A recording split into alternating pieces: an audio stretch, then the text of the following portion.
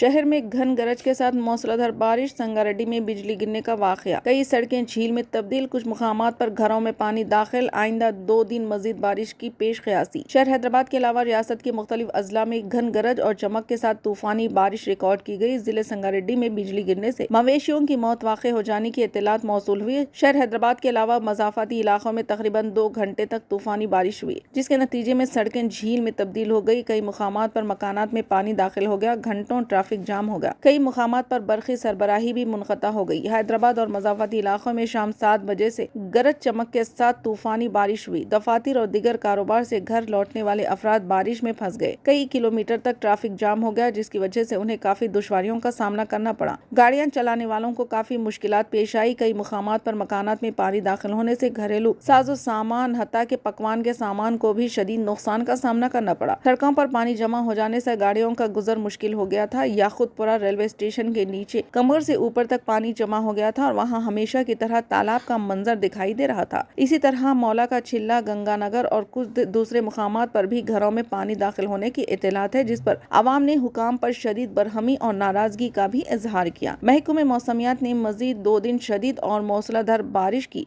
पेश क़यासी करके yellow alert जारी किया है।